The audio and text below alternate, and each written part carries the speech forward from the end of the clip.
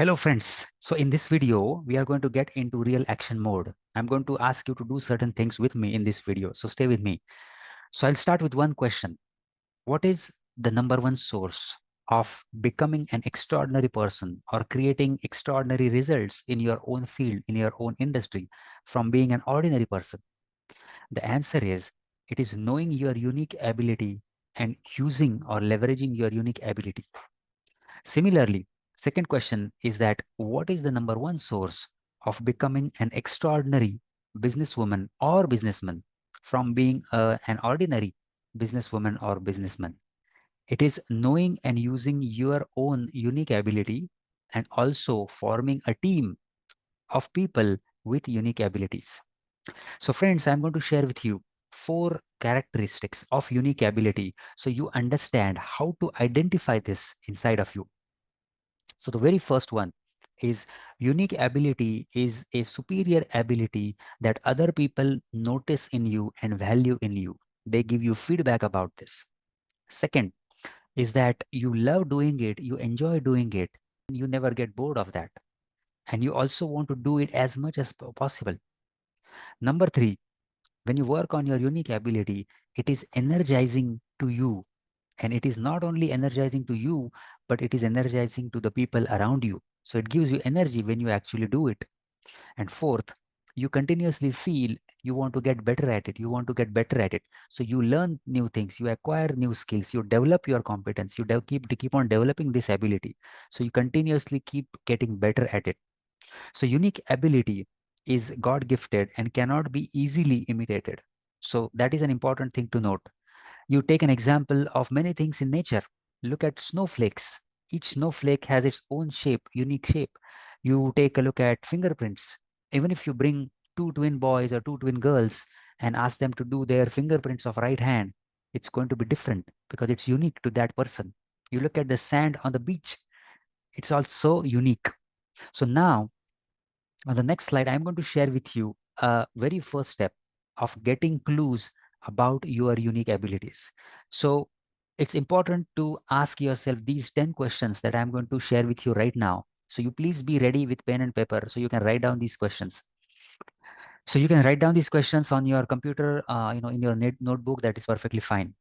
What I will ask you to do is when you think about first question, only focus on that question. Do not look at the second question, third question. Okay, that is very important. Also, when you think about questions, think about what you have learned about yourself through experience and what other people have given you feedback about to find out the answer. That is a practical tip.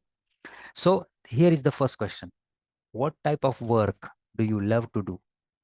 Meaning what? When you do this type of work, you enjoy doing that, you are very happy doing that, you feel excited about doing this work, and when you are actually doing it, you are continuously enjoying that. Number 2 is for what kind of work, for what kind of activity you feel inside that you lose track of time as well as space. Losing track of time, what is the time now, you don't even realize that. And losing the track of space where you are, you also tend to forget that. So that is number 2. Number 3, what type of activity is that it gives you a lot of energy when you actually do it. It may be teaching other people, it may be cooking for some people, it may be gardening for some people, it may be writing, it may be analyzing, it may be doing a lot of research in particular area or industry. You feel inside where your energy goes up. So please understand, friends, that these questions are very reflective in nature. It's very important to pay attention to how you feel inside of you when you are actually answering these questions. So, number 4th question, what is that work or task that comes naturally to you? It feels effortless. Oh, this is easy for me. It doesn't mean you cannot improve on that. Okay, but if it feels very natural to you to do that. Number 5, what is that activity that you want to continuously improve? It may be singing for some people, it may be dancing for some people, it may be giving speeches, giving presentations, it may be designing something, it may be reviewing and analyzing a process to improve that.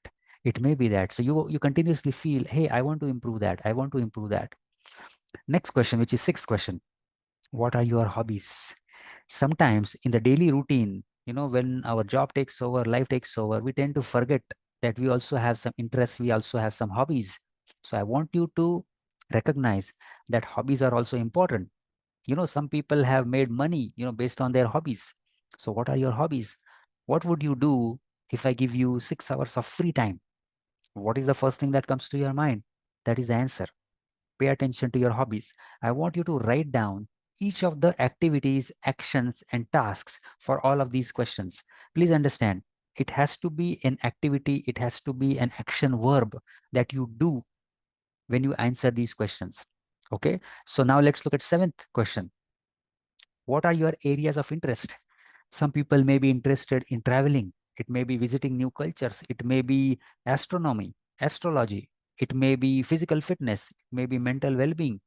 Some people may be interested in helping children in the school. So what are your areas of interest? Write down. Okay, what do you want to do in that area? Eighth question is, what are your skills? Look at your past, reflect on your past. What are the skills that I have used? What are those skills? It may be domain related skills, it may be non-technical skills. Write down, write down those things, what you do.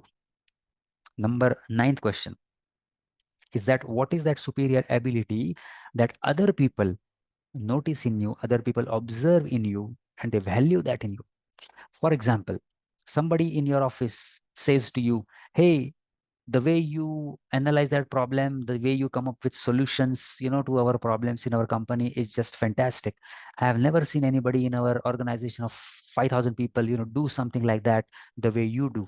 It is like a bulb on moment. So sometimes we don't realize this, but other people can tell you, what you are really, really great at.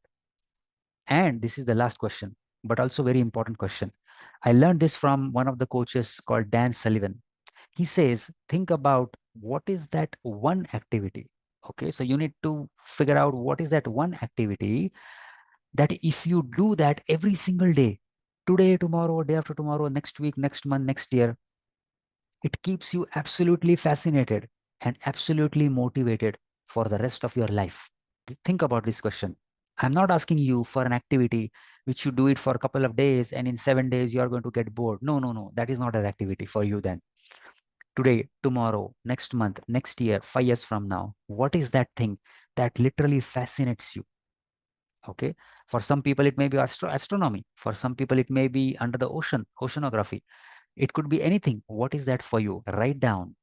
It is okay to write down a couple of different things, because what we are trying to do in this process is coming up with several actions, coming up with several activities that you think are really something that you love, enjoy, it gives you energy. Then you are going to narrow down that to few and possibly only one. Okay, so that is the last question. Now, the next step to do is important. Once you have written down all the answers to these 10 questions, then you are going to analyze what are the action verbs in all of these answers. Either circle those or bold, make those bold in your Word document. Make those bold and circle those, whatever activities you see repeatedly. Then you are going to look at the pattern. Is there a specific action verb that comes again and again? Is there a specific activity that is repeated so many times? This is the review and analysis that you are going to do. Okay. So please understand, unique ability must be a specific action, specific activity. Okay. Once you figure out that, maybe for you, there are a couple of activities that come out, as repeated a lot of times. Write those down: 1, 2, 3, 4, 5. Okay. So if you ask me, I have also done this activity 2 times in my life. First was around, I think 5, 6 years ago. Again, in the last 2 years, I did it one more time. So for me, the activities or action verbs that came, everything was related with people and people development and teaching and training and coaching. So it could be, hey, asking questions. It could be challenging other people to think, outside his comfort zone. It could be developing people. It could be inspiring people. It could be, giving positive energy to people. So it was everything related with people and developing them. So my unique ability, if I think about it, my unique ability is listening to a people or groups of people, asking them sharp and pointed questions, encouraging them to think about their future, their goals, their life, and challenging and engaging in this thought-provoking discussion with people, with other people, that is where I get very fascinated with. That's why I spend my time, that's why I spend my energy, and I also work on continuously developing, my different coaching skills, my different training skills. Now, friends, on this slide, what you see are basically 3 steps to finding clues to understand your unique ability. The first one is answering these 10 questions, which you did just in the last slide. Second is asking feedback to 10 people in your life. Why is it important? Because sometimes we cannot act as a mirror for ourselves.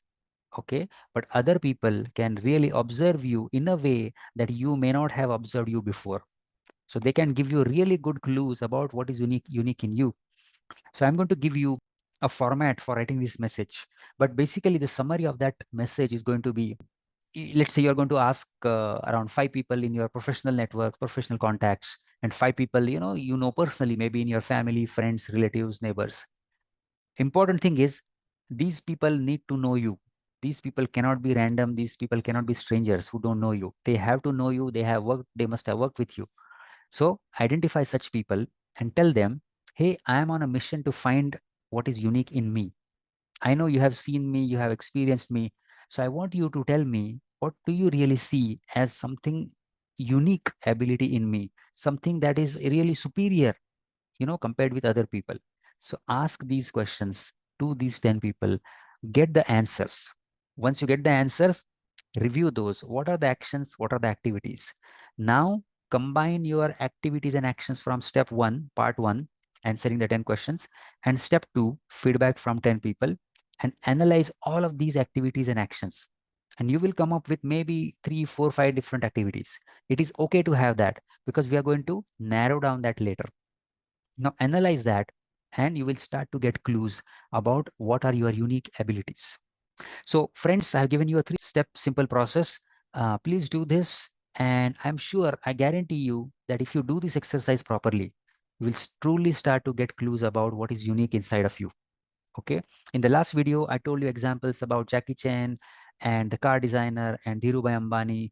What is unique in them? They have been able to monetize that unique gift in them. Please understand, friends, you were created to lead in the area of your gifting. This your gifting is your unique ability. True self-leadership. True self-leadership is born when your gift or your unique ability is discovered and you use it to serve it to the world. So please work on these activities, and I will see you in the next video.